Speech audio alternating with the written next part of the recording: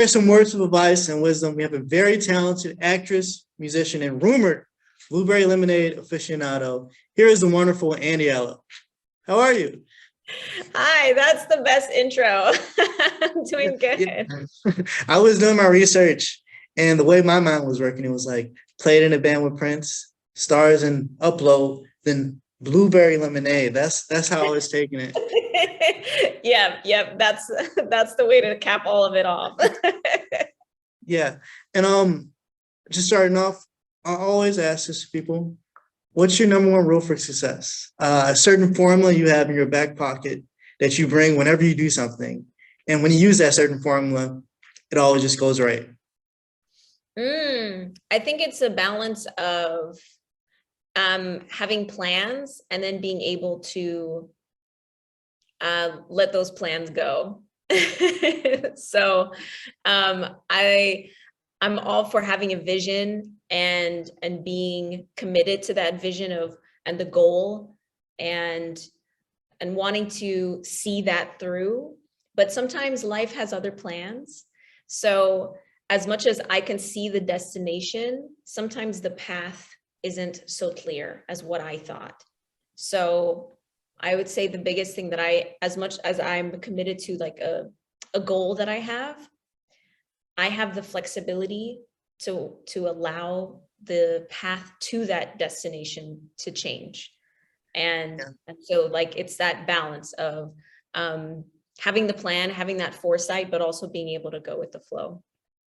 And talking about that flexibility, like in your whole career, just researching, you do so much. Not like outside of entertainment too, like you have your own charity foundation, then you have Andy's Closet. And I just thought, that type of person definitely has confidence in what they want to do. They know what they want to do, and then they always plan, how am I going to get it? How am I going to make sure that it will be sustainable to keep it always going? Yeah, absolutely. And, a big thing is never feeling like you have to be one thing. So oftentimes, as humans, we're multifaceted. So there's different things about us that we will cultivate over our life. Yeah. And it's being able to allow yourself to tap into those different sides of you. So, I love music. I love singing. So I'm going to do that. I love acting. I'm going to cultivate that. I love giving back. So I'm going to do something that ties into that. And oftentimes in society, we see ourselves like in a box and we want to say, okay, I'm here and that's it. But I think there's so much beauty in when we allow ourselves to be fully ourselves in every aspect. Yeah. And being in college, we have a lot of students, kind of like myself, who are majoring in one thing, but then just living and going through life out of nowhere, we just find I'm really good at this thing. I wanted to know, like, how did you gain your confidence? Because I believe you started your first film was in 2009, the uh, Oh my gosh. Cosmic Con. I Cosmic, think it was that. cosmic conflict. Yeah, Cosmic Conflict. You were an That's angel? awesome. I know, actually, Yeah, yeah, I was an angel, which is kind of funny because 10 years later, I was an angel on, always an angel. yeah, I guess I've been destined to be an angel.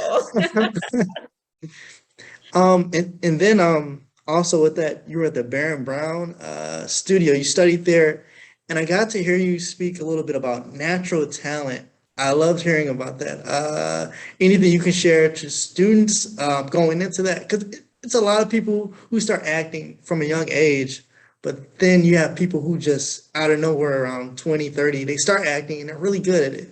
And you talked about natural talent and combining it, and I want to hear more about that. Yeah, absolutely. We all have natural talent. We all have things that we're naturally good at. And the key is now building on top of it and not just resting on, oh, I'm already good at this thing. So, whatever. But I think there's that, again, putting in the work and the balance of appreciating what you already have. So you're a bit ahead of the game, when you come in with natural talent and have that thing. But and I think I said this then too, it really, it doesn't add up to much if you don't back it up with hard work and back it up with day in and day out honing your craft. And that's for anything, you Yeah, know, and being able to show up. And it's on the days where you don't want to do it, that's the day you do it. I totally agree with that. And just hearing you, you can already hear from the words and the sound of your voice says worth ethic there. Where does that come from? Because I know you come back from Cameroon, Bamenda, Cameroon. Mhm. Is that from your father, your mother? Like, where does that worth ethic come from? I definitely both of them. I mean, growing up in Cameroon, that was just instilled in me of that work ethic. And growing up in a different country, I always knew, and you know, visiting the States, you know, my mom's American, my dad's African, but growing up in Africa, like you always heard America, that's the land of opportunity. That's the land, like if you work hard, anything's possible. And so I think as a kid, that was just programmed into my brain. And so when I moved here as a teenager, um, I was like, okay, all I have to do is work hard. Um, and and so that's always just kind of been inside me, as a baseline and a foundation. And what I've learned and am learning though, alongside your working hardness is appreciating the rest, Hmm. appreciating the times when, because rest is also productive. So as much as it's like, I'm working hard work, just go, go, go, go, go, do all the time. There's such, like, you have to have the other side where you can rest. And there's this example that a coach that I was speaking with, he shared, which was, you know, when you go into the gym, when you're lifting hard weights, you know, and you're really sore the next day, and you take a rest day. And so that way, when you go back into the gym, all of a sudden you're able to lift heavier.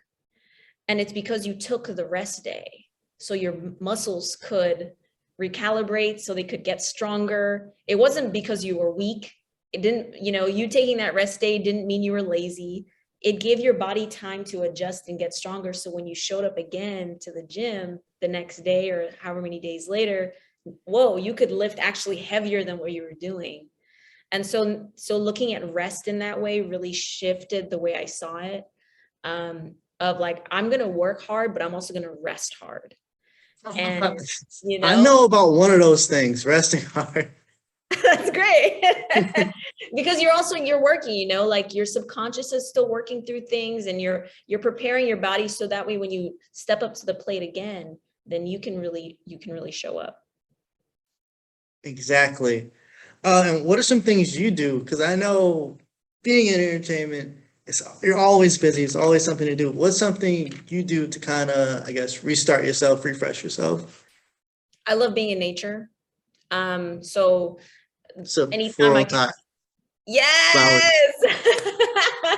I love it.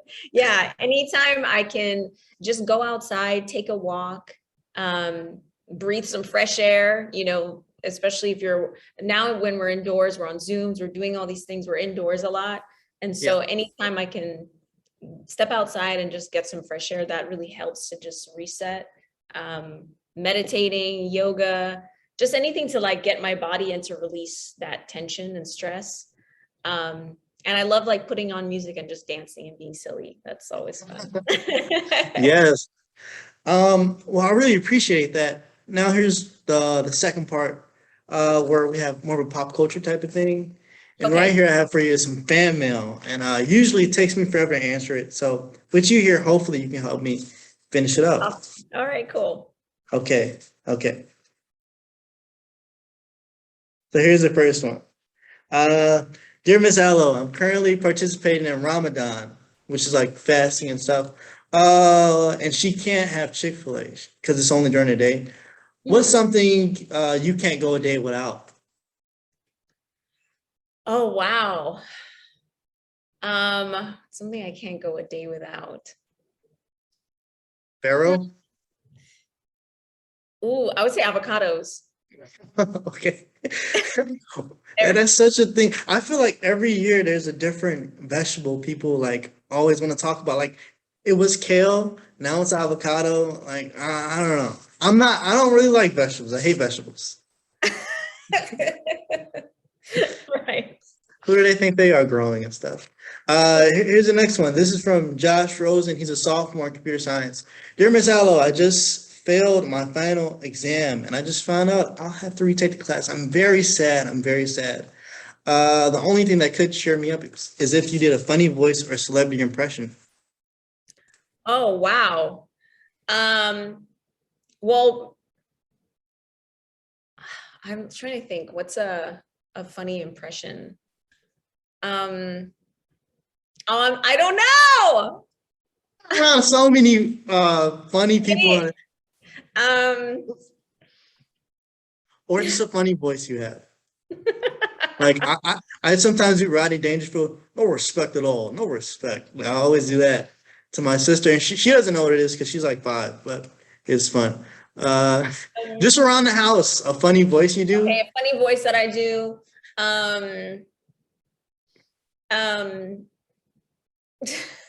there's so many different things running through my head of like who I could do.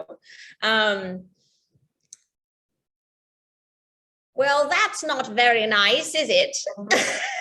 I'm When like do you ever like use Harry that? Potter. I was thinking like a Harry Potter, When something like that. when do you use that? Where do you use that? I was not my sister and I sometimes will go into like really bad British Yeah, accents and it, just like, it sounded like Cat Williams a little bit, but it was. yeah, yeah, I love that. And I want to say real to Josh, was it? Yes. Um, about failing. Wait, And wait. You got to do it in the voice though when you say it.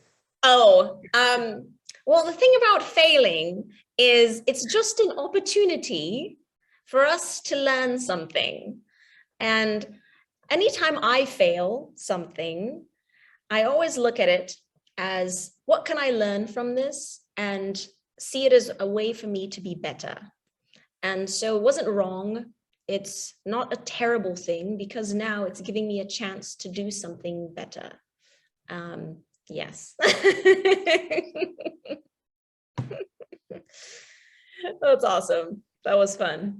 All right. Here's this next one. This is from John Baker. He's a freshman. Dear Miss Allo, I'm currently on a road trip to California, and I'm lost in Santa Clara, looking to get to LA. And on my navigation board, there are only 2 options. Which one of these things have less a sense of direction? Google Maps or this year's Los Angeles Lakers?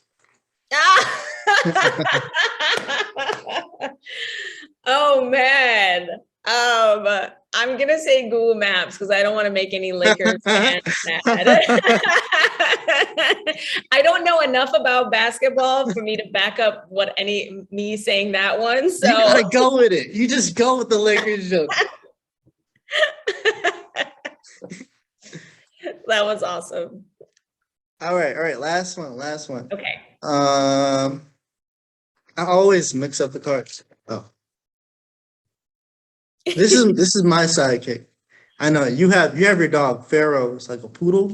This is it doesn't have a name. Well, you gotta name him. I don't know. Uh, Llama. Owl, because it's an Owl. alpaca. Yeah. Owl the alpaca. I love that. Okay. Last one. This is from Tessa Mays. Dear Miss Allo, I've just got a scholarship of $2,000. Which would be a better investment? You know about economics or investing? What's the question? Okay. Which would be a better stock to invest in? A stock in Tesla or BBLs? I don't know what a BBL is. What? It's a Brazilian butt lift. Everyone's getting BBLs. Oh yeah, definitely Tesla. I was like, wait, what? You don't know about BBLs?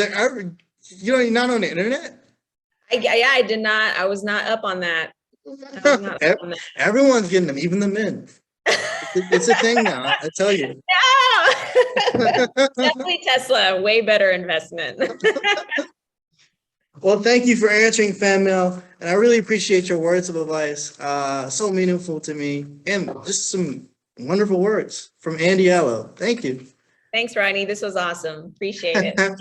Thank you, and I hope you have a good day. You too. All right. See you. See ya.